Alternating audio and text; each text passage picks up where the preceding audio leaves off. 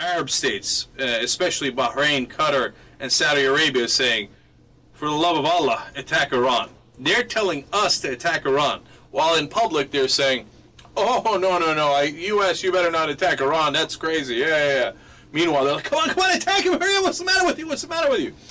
So, Israel's telling us to attack Iran, and the Arabs are telling us to attack Iran. Now, my question is, why do we give a damn? Why should we fight their war for them? We just sold the Saudis $60 billion worth of jets. You want to attack Iran? Have at it, Hoss. Let's see how you do. Okay? Now, I think that's a terrible idea. I don't want them to do it. But the only thing worse is for us to attack Iran.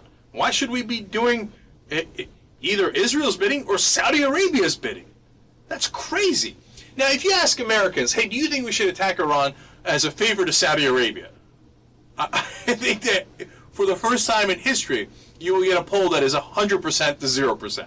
Nobody wants to attack Iran to do a favor for Saudi Arabia or Bahrain, okay? But our politicians seriously consider that. If you turn on Fox News at any point, they're like, oh yeah, Iran, nukes. What they got out of WikiLeaks was, oh, you see that? Everybody's concerned about Iran's nuclear program. It goes to show you we should attack immediately. Okay, I'm not kidding. I've seen the reports all day long. People are saying, oh, look, Israelis are saying behind the scenes, we might have to attack this year. And the Arabs are also concerned. Obviously, we should attack. No! Obviously, those people's interests don't mesh up with our interests. And I'm not going to send American soldiers to go die because Saudi Arabia wants me to? What kind of mental world do they live in? But now the good news is, we didn't so far. Although we've gotten all this pressure, we have not attacked Iran. So, you got to score one for the Obama administration, and partly at the end of the Bush administration to Bush. Now, Cheney desperately wanted him to attack Iran. So, he ain't getting no credit. He's getting the exact opposite. But Bush resisted that. So, credit where credit is due. And you know how much he loves the Saudis, and he still resisted it. By the way, speaking of the Saudis, we also see from the WikiLeaks that, as with every other piece of evidence we've ever had, the top funders of terrorism in the world all come from Saudi Arabia. It's not the Saudi government, but it is people who are giving to charities in Saudi Arabia. Oh, oops, golly gee willikers, and the government of Saudi Arabia couldn't do anything about it. Oh, they were trying to track down the money from the charities and stuff, but they just kind of slipped out from beneath their fingers and their grasp. And what can we do? The top funders of terrorism still come from Saudi Arabia. By the way, there was a massive report from the Undersecretary of the Treasury that went to the Senate committees, and then the Senate published a report as well in 2007 and 2008 under Bush, saying, yeah, who's hitting our troops in Iraq the most?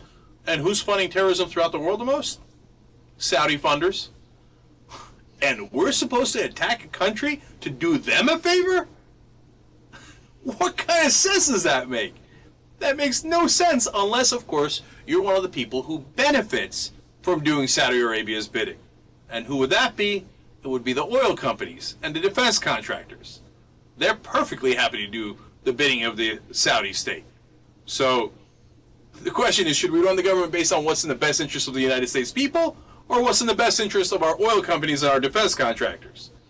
I think that question is obvious to us. Unfortunately, it's almost equally obvious to Washington, except they take the other side. All right, now, as far as other revelations in WikiLeaks, they were plentiful.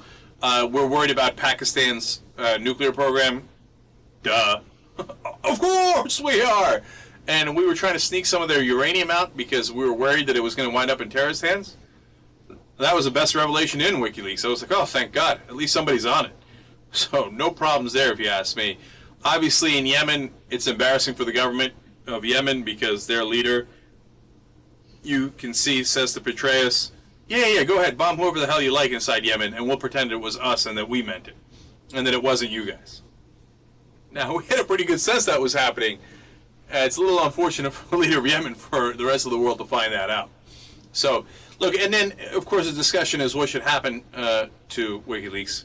They're the press. I don't think anything should happen to WikiLeaks.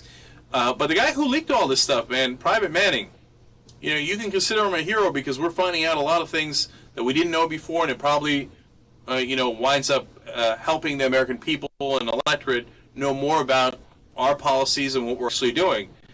But at the same time, it is a massive violation of the law. So Manning is probably in a gigantic trouble, and honestly, probably should be. Okay? Now, you can send a hate mail at Google groups on the Young Turks. Go to theyoungturks.com and send me the email that way. But, look, man, I mean, we can't just have anybody putting out all of our state secrets because they think they're doing the right thing. And look, if I was on the jury, I don't know how I'd come out on it. I would definitely listen to the case with an open mind. If I was the government, I'd come after Manning with a sledgehammer, a legal sledgehammer, okay? Because these days, the Republicans probably would go with a real sledgehammer, legal sledgehammer. Because, look, some of this stuff really does hurt our foreign policy. Some of it is incredibly revelatory and interesting to us, and of course, as press, you should share that because that's your job with the American people and with the rest of the world. But that hurts our relationship with Yemen, no question about that. They're going to be now, of course, reluctant to work with us as much as they were before. So I get why the government is justifiably pissed.